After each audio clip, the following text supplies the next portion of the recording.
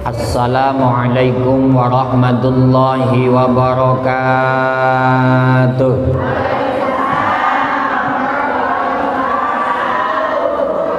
Bismillahirrahmanirrahim. Qa'il fi kitabihil karimi wa huwa asdaqul qailin. A'udzu billahi samii'il 'aliim minasy syaithaanir rajiim. Wa ma yantiqu 'anil hawa in huwa illa wahyun yuha.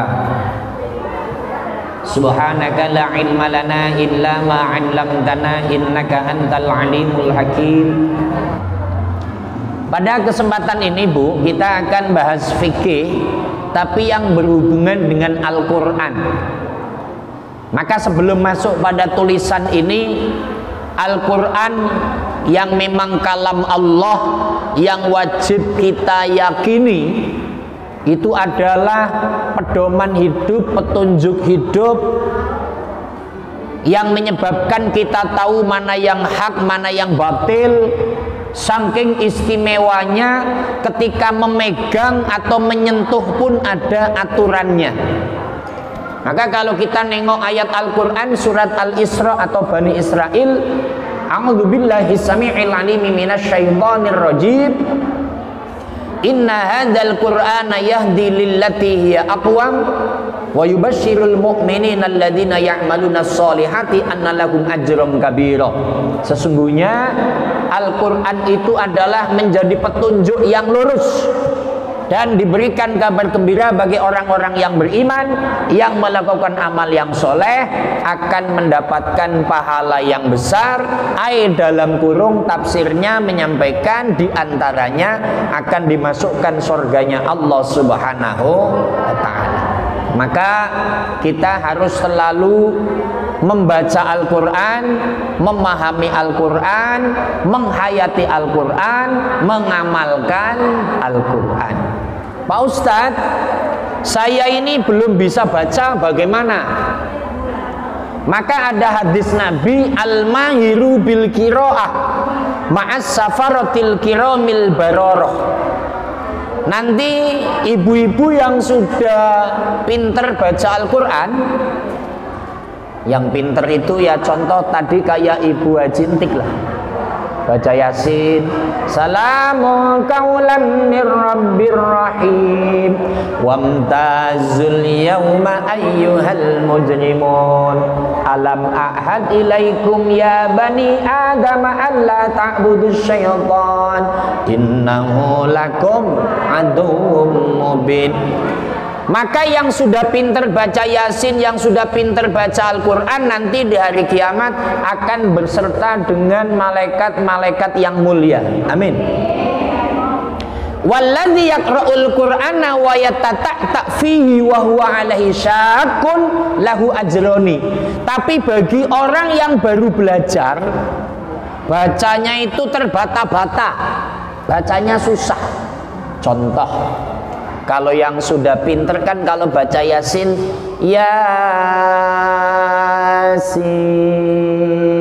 itu karena udah pinter.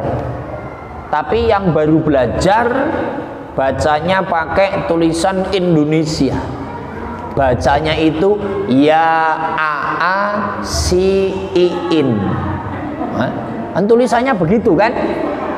Y A-nya 2, ya a.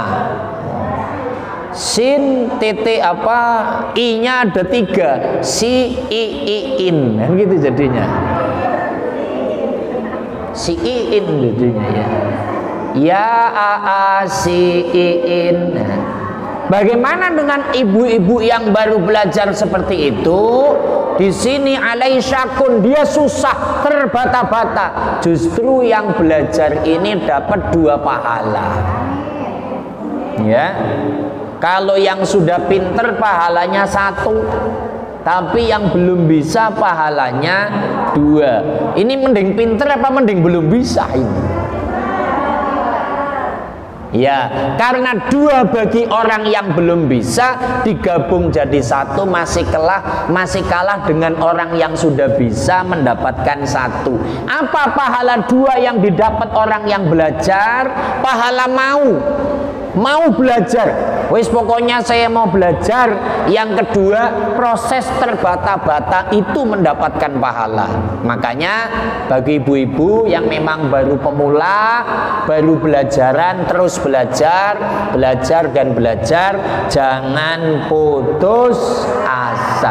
Kan biasa masih ada tadarusan Bu ya, masih ada talaki belajar, terus jangan malu.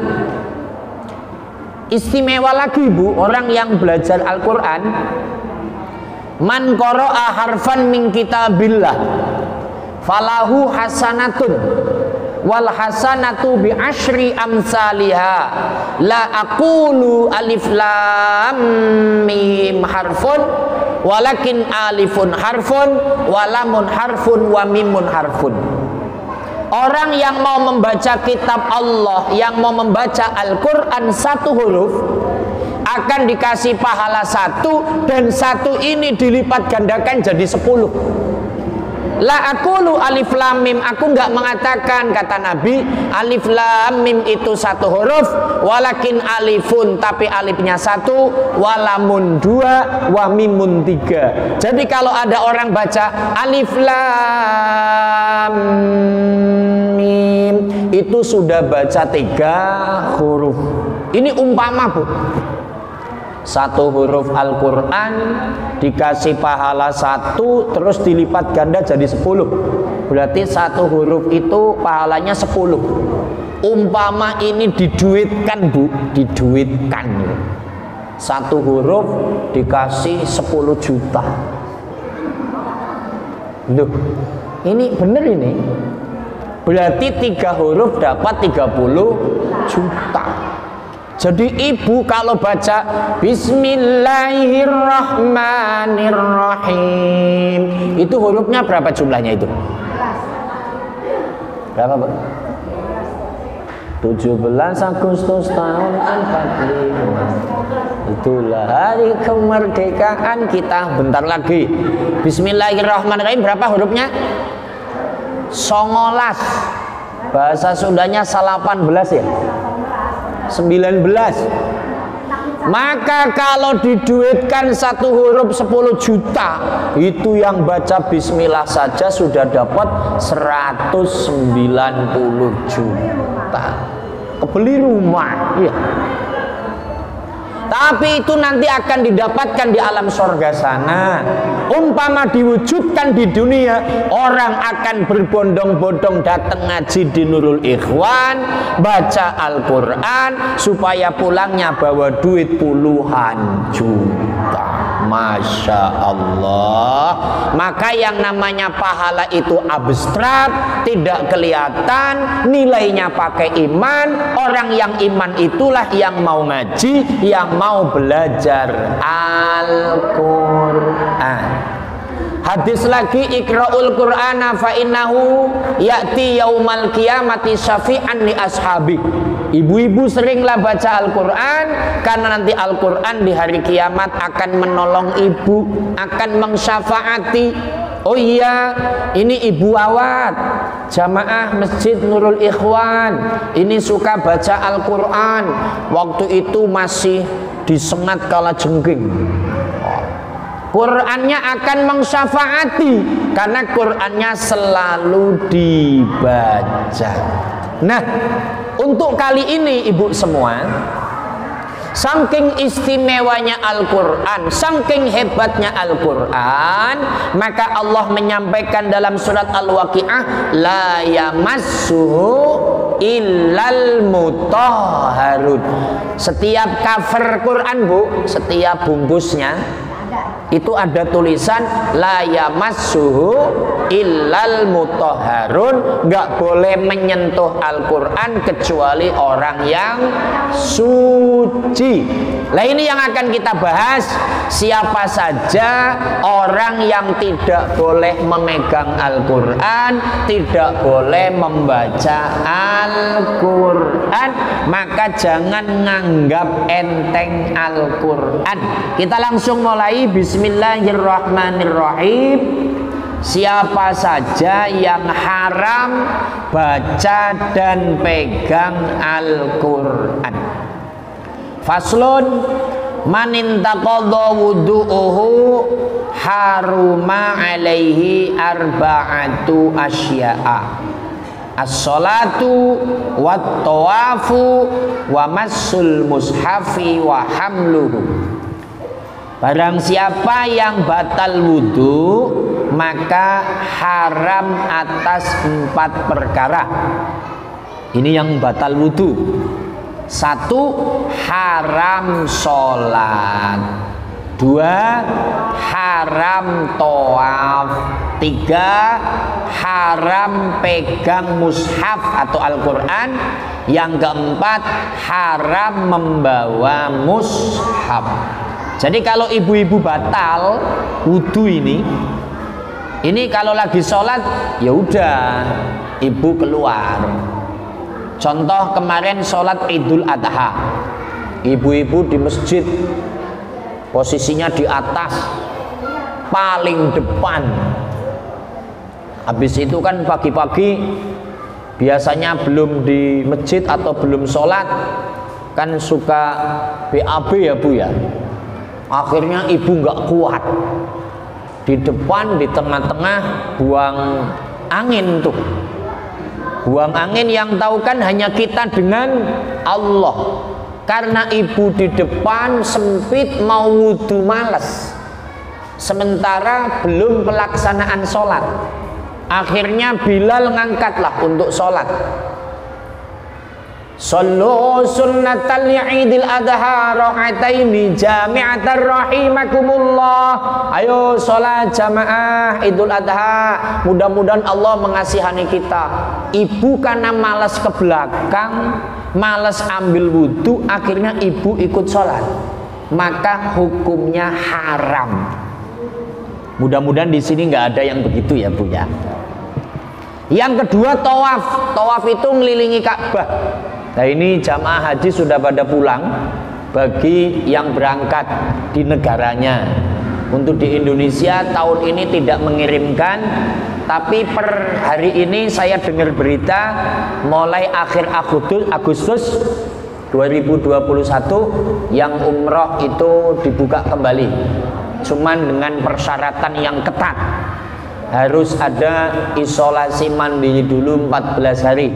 Nah itu kan makan biaya besar gitu ya. Tawaf sebelum berangkat di Indonesia dan di sana.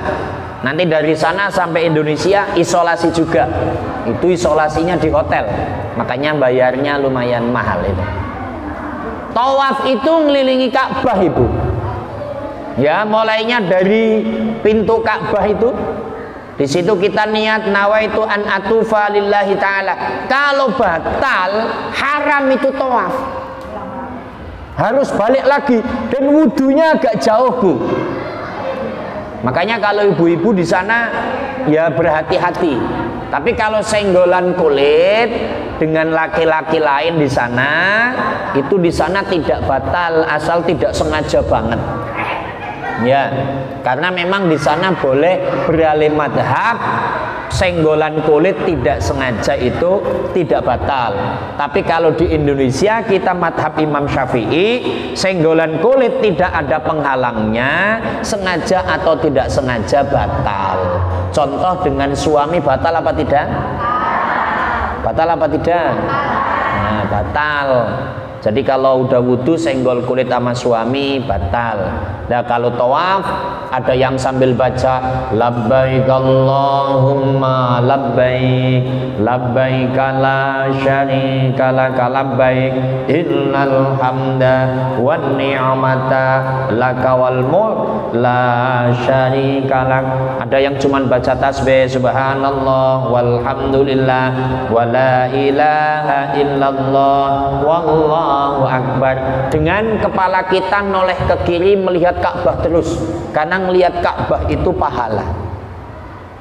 Kira-kira yang belum ke sana pengen ke sana apa tidak ini? Sudah nabung apa belum? Nabung terus daftar. Yang ketiga, orang yang batal nggak boleh memegang Al-Quran. Ibu itu kalau batal ya sudah, jangan megang Al-Quran. Saya sambung yang keempat, membawa Al-Quran. Ini ibu-ibu kan bawa tas, ibu bawa Yasin.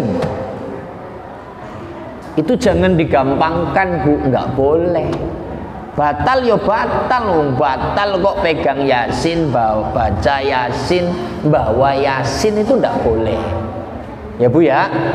Jadi mulai dihormati karena Al-Quran adalah kalam Allah.